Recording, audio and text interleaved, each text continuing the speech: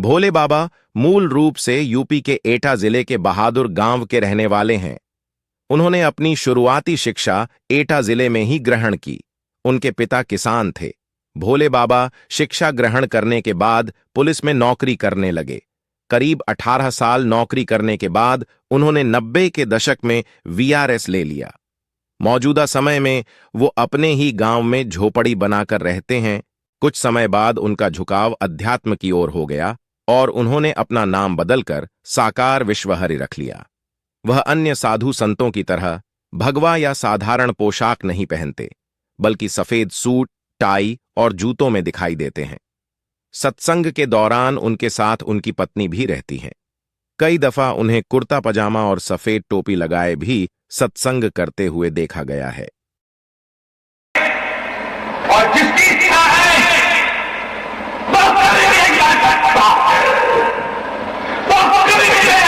वो करेगा सकता है।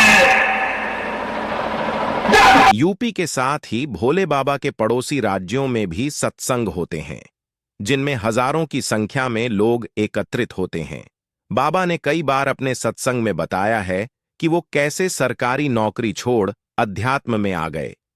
शरीर में से प्राणवायु निकली, एक कतरा भी साथ नहीं ले गए। ये मन मस्तिष्क में नोट करो, अटेंशन होकर। कुछ नहीं ले गए, वही पिताजी मरे। बाबा के मुताबिक वीआरएस लेने के बाद उनका स्वयं भगवान से साक्षात्कार हुआ है। भगवान की प्रेरणा से ही उन्हें ये पता चला कि यह शरीर परमात्मा का ही एक छोटा सा अंग है। इसके बाद उन्होंने अपना सारा जीवन मनुष्य की भलाई में लगाने का निर्णय लिया। भोले बाबा के अनुयायी यूपी के साथ राजस्थान और एमपी में बड़ी संख्या में हैं। जाटव समाज से आने वाले भोले बाबा की एससी, एसटी और ओबीसी वर्ग में गहरी पकड़ है। इसके साथ ही मुस्लिम समुदाय के लोग भी उन्हें मानते हैं। वह अन्य कथावाचकों और सत्संग करने वाले बाबाओं की तरह सोशल मीडिया पर पॉपुलर न हो, पर जमीनी तौर पर उनके लाखों अनुयायी हैं। उनके सत्संग में लोगों की भारी भीड़ उमड़ती है। उत्तर प्रदेश के हाथरस में मंगलवार को बड़ी भगदड़ मच गई। सिकंदराराऊ थाना क्षेत्र के फुलरई गांव में आयोजित भोले बाबा के सत्संग के दौरान मची भगदड़ में महिलाओं और बच्चों समेत 116 लोगों की मौत हो गई और कई लोग घायल हो गए हैं। अब सबके मन में एक ही सवाल आता है कि आखिर इतना बड़ा हादसा कैसे हुआ। सीएम योगी आदित्यनाथ ने कहा कि स्थानीय आयोजकों ने भोले बाबा का कार्यक्रम आयोजित किया था। कार्यक्रम के बाद जब सत्संग के प्रवचनकर्ता मंच से उतर रहे थे तो अचानक भक्तों की भीड़ उन्हें छूने के लिए उनकी तरफ बढ़ने लगी और जब सेवादारों ने उन्हें रोका तो वहीं यह हादसा हो गया।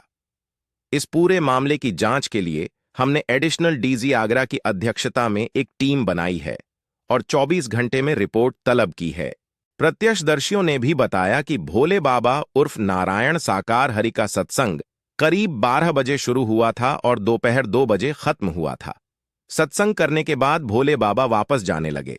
हजारों की संख्या में लोग भोले बाबा के काफिले के पीछे दौड़े और उनके चरणों की धूल माथे पर लगाने की कोशिश करने लगे। भीषण गर्मी और उमस के कारण लोगों की हालत वैसे ही काफी खराब हो रही थी। इस बीच भीड़ में दबकर कई महिलाएं और बच्चे जमीन पर गिर पड़े। जमीन पर गिरने की वजह से भीड़ ने उन्हें कुचल दिया। इसी वजह से उनकी मौत हो गई। इतना ही नहीं, कई मीडिया रिपोर्ट्स में दावा किया गया है कि भक्तों को रोकने के बाद अव्यवस्था फैल गई और भगदड़ मच गई। सत्संग वाली जगह पर इंतजाम की भी काफी कमी थी। सत्संग वाली जगह पर लोगों ने अपनों के सामने ही दम तोड़ दिया। कोई भी एक दूसरे को देख नहीं रहा था। सब हाईवे पर पहुंचने के लिए दौड़ रहे थे।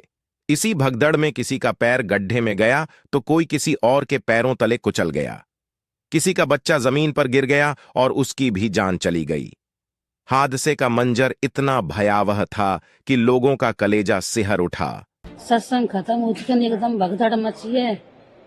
जो इंसान गिर गया वो उठो ही ना है, फिर कुचल कुचल के सब मर गए। सीएम योगी आदित्यनाथ ने इस हादसे को संज्ञान में लिया है। उन्होंने इस घटना के बारे में जांच के निर्देश दिए हैं। वहीं सीएम ने इस हादसे में जान गंवाने वाले व्यक्ति के परिवार को मुआवजा देने का ऐलान भी किया है।